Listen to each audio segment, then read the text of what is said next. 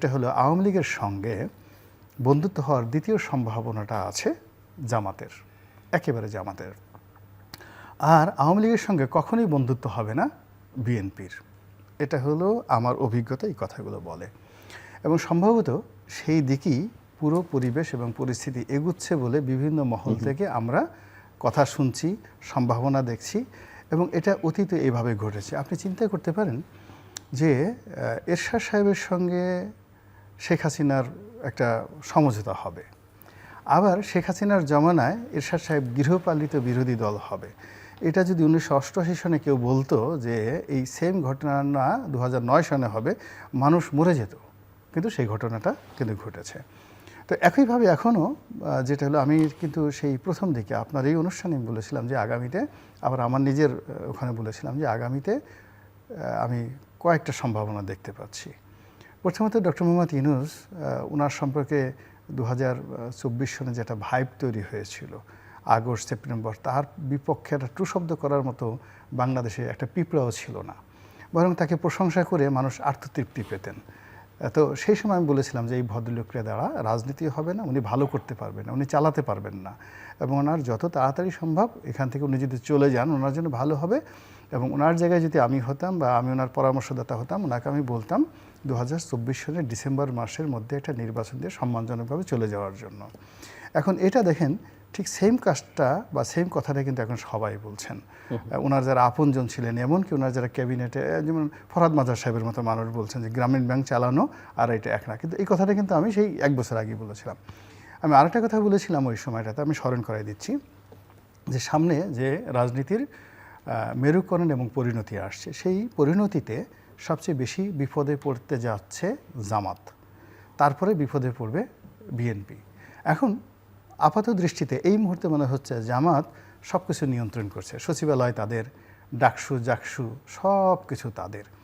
কিন্তু বাস্তবতা হলো যে জামাতের যে নেতৃত্ব এই মুহূর্তে আমরা ফ্রন্ট লাইনে দেখছি, আমাদের প্রচলিত রাজনীতিতে যারা প্রথম জেনারেশন, মির্জা ফখরুল বলেন, মির্জা আব্বাস বলেন, এদেরকে যদি আপনি প্রথম জেনারেশন ধরেন, তাহলে তৃতীয় জেনারেশনের রাজনীতিবিদ হলেন জামাতের আমির, আর চতুর্থ জেনারেশনের যাকে বলা হয় জেনারেশন হলেন জনাব শিশির মনির বা ডক্টর মাসুদ, ওনাদের মতো লোকজন।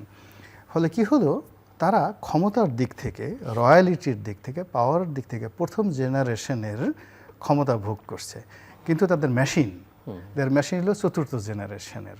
ফলে কি হলো দেখুন, অপারেটিং মেশিন চতুর্থ জেনারেশনের। ফলে কি হলো দেখুন, তারা কথাবার্তা বলতে গিয়ে প্রায় সবাই বিতর্কিত হয়ে পড়েছেন, সবাই ধৈর্য হারিয়ে ফেলেছেন, এবং সবাই একটার পর একটা ভুল করছেন। প্রায় সব ক্ষেত্রে তারা কোনো নেগোসিয়েশন করতে পারছেন না, কোনো বন্ধুত্ব তৈরি করতে পারছেন না, বন্ধুত্ব রক্ষা করতে পারছেন না। মানে দেখা গেল যে আসলে আপনার হাতে অনেক ক্ষমতা, ফ্র্যাঙ্কেনস্টাইনের একটা দানবের মতো আপনার ক্ষমতা হয়ে গেছে, কিন্তু ওটা পরিচালনা করার জন্য যে সফটওয়্যার দরকার, যে অপারেটর দরকার, যে পরিবেশ দরকার, যে ক্ষেত্র দরকার, অধিক্ষেত্র দরকার, সেই জিনিসগুলো নাই। যেমন জামাত মনে করছে যে সে তার নারী কর্মীদেরকে দিয়া আল্লাহ রাসূলের কথাবার্তা বলে সে ভোটের মাঠে নারী ভোটারদেরকে এবং অপেক্ষাকৃত তরুণ ভোটার যারা স্কুলে পড়ে, কলেজে পড়ে, ফার্স্ট ভোটার হলো মায়ের বসে একজন লোক যখন মাথায় হাত বুলিয়ে লা ইলাহা ইল্লাল্লাহু মুহাম্মাদুর রাসূলুল্লাহ, আল্লাহর নামে ভোটটা দিও বাবা, আমি তোমার জন্য অনেক দোয়া করবো, কোরআন শরীফ পড়ে তোমার জন্য দোয়া করবো, এতে বোধহয় ভোট হয়ে যাবে। কিন্তু এটা যে ভোট হয় না, এটা জামাত এখনও পর্যন্ত বুঝতে পারছে না, নাম্বার 1।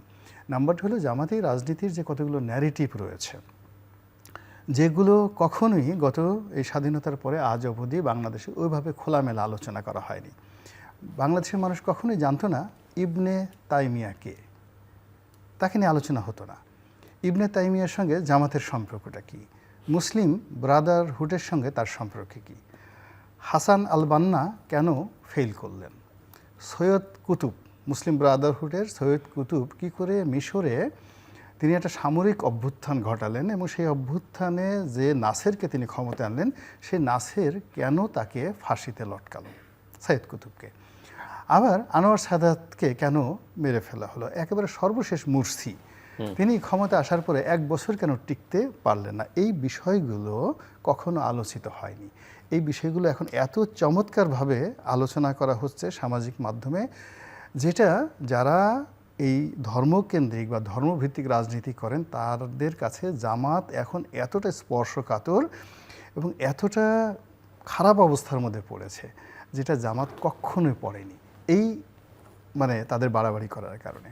আবার ধরুন ভারতবর্ষে জামাতের ভূমিকা, পাকিস্তানে জামাতের ভূমিকা, 1971-এ জামাতের ভূমিকা, ইয়াহিয়া সরকারের জামাতের ভূমিকা এবং তাদের অতীত ভূমিকা এবং তারা বিএনপির সাথে কী করেছে, আওয়ামী লীগের সাথে কী করেছে, প্রায় প্রতিটি জিনিস পুঙ্খানুপুঙ্খভাবে এখন যেভাবে আলোচনায় আসছে এটা কিন্তু আগে সেভাবে আলোচনা আসেনি। জামাত বলতে সহজ সরল একজন মানুষ, দাঁড়িয়ে আছে, টুপি আছে, আল্লাহ রাসূলের নাম বলে ধর্মভিত্তিক একটা রাজনীতি করতে চায়, তারা ক্ষমতা আসলে হযরত উমরের মতো একটা শাসন ব্যবস্থা চালু করতে চায়, এরকম একটা সাধারণ ন্যারেটিভ ধর্মপ্রাণ মানুষের মধ্যে যে আবেগ তৈরি করে ফেলেছিল গত 1 বছরে, এখন সেটা অ্যাবসলিউটলি জামাতকে যেভাবে এক্সরে করা হচ্ছে, জামাতকে যেভাবে আপনার 3D ডাইমেনশনে তাদের স্ক্যানিং করা হচ্ছে, সিটি স্ক্যান করা হচ্ছে, তার ফলে তাদের অর্থের উৎস, তাদের মানসিকতা, তাদের রাজনৈতিক চরিত্র, তাদের গোপন যত রকম কথাবার্তা, এভরিথিং। আপনি যে দেখুন 5,000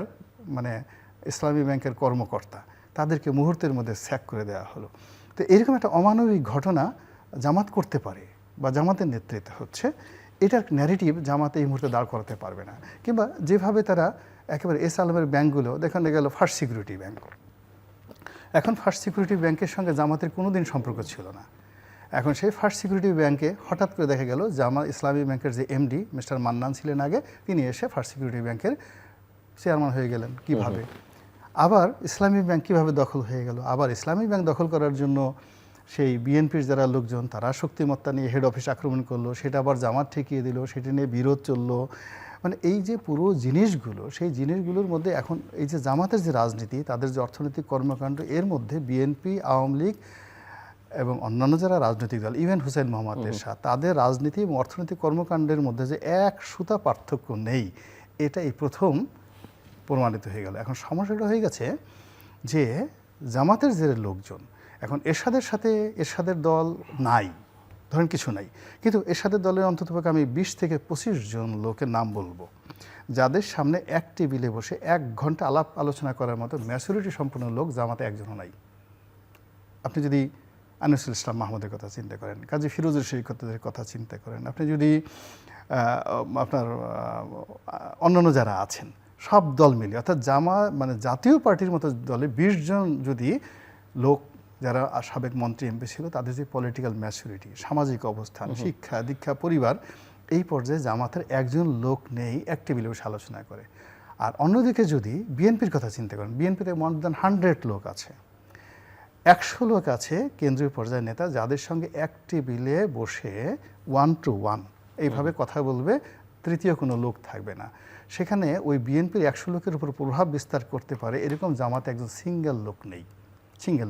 ফলে কি হচ্ছে, এটা হলো 1 to 1 between you and me. আপনি আর আমি যখন একা বসতেছি, তখন আপনি জানেন যে গোলাম মওলা রনি আপনার সাথে 1000 গুণ যোগ্যতার সম্পন্ন, অথবা আমি জানি আমার চেয়ে জনাব জিল্লুর 1000 গুণ শক্তিশালী, 1 to 1। কিন্তু বাইরে সোরাব ভাইদের মতো হাজার হাজার লোক আপনাকে পাম দিয়ে দিয়ে বা আমাকে পাম দিয়ে দিয়ে, আমার মানে আকার আকৃতি আছে একটা সুহাকে তারা ইঁদুরের মতো, কিন্তু আমাকে ফুলিয়ে হাতি বানিয়ে লোকজন বলে এই হাতি আসছে, হাতি আসছে, হাতি আসছে। ফলে রাজনীতিতে আপনি যেটা বললেন সবার আগে শেষ করে দিচ্ছি, ওভার রেটিং। অর্থাৎ এই যে আমরা কিছু সামাজিক মাধ্যমে কিছু অন্ধভক্ত তৈরি করে ফেলেছি, এই অন্ধভক্ত এগুলো আগে রাজনীতিতে ছিল না। প্রেস ক্লাবের সামনে মানে একজন বক্তব্য দিত বা দিচ্ছে, এগুলো সবই জামাতের বি টিম, সি টিম। ওই যে দেখেন মাহফুজ সাহেব, যিনি এখন তথ্য উপদেষ্টা আছে, ওনার তো ব্রিলিয়ান্ট, সে কিন্তু একটা চমৎকার কথা বলছে যে জামাতের এমনি 4-5টা মওদুদি ওদের B team, C team, D team আছে, তারপর তো আর নতুন কোনো টিম দরকার নেই। এখন দেখবেন যে ওয়াজের ময়দানে সাইদি সাহেব বা অন্যান্য যে লোক কিছু একটা বলে, সে বলতেন আপনারা সবাই চিল্লাইয়ে বলেন সুবহানাল্লাহ, সবাই সুবহানাল্লাহ। এখন এটা যেটা জাতীয় ভাষা, এগুলো চিল্লাইয়ে বলেন সুবহানাল্লাহ, চিল্লাইয়ে বলেন আলহামদুলিল্লাহ, বলেন ঠিক কিনা, সবাই বলেন ঠিক ঠিক ঠিক। প্রেস ক্লাবে গিয়ে দেখেন ছোটো ছোটো রাজনৈতিক দল 10-12 জন লোক, সামনে আছে 3-4 জন, পিছনে 10-12 জন, মাইকে একজন ধরাইয়া বল, নেতা বলতেছে বলেন তো ঠিক, পিছন থেকে সবাই হাত তুলে বলল ঠিক ঠিক ঠিক। এই যে জামাতি যে ন্যারেটিভগুলো, ক্যারেক্টারিস্টিক্সগুলো, এইগুলো যেভাবে সমাজে ওভার রেটিং করে ফেলছে, ওভার রেটিং করার ফলে এখন এরা মানে B team, C team, D team, এরা আলটিমেটলি রাজনীতি থেকে কিন্তু প্রায় সবাই চলে গেছে। এই আগস্ট বিপ্লবের 5 তারিখের আগে যাদের নাম ছিল, ডাক ছিল, তারা অনেকেই গণপিটুনি খেয়েছে এই সময়ের মধ্যে।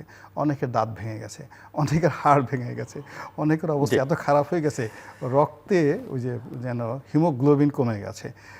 এবং আলটিমেটলি এই যে B team, C team, D team, এই জিনিসগুলো যে কিভাবে কাজ করে, এবং এখন এই মুহূর্তে জামাতের ইনফ্লুয়েন্স যারা ইউটিউবার ছিলেন, ফেসবুকার ছিলেন, তাদের যে হালনাগাদ যে দশা, কী অবস্থা আছে, আমি যতটুকু জানি এটা পরবর্তী টার্মে বলবো।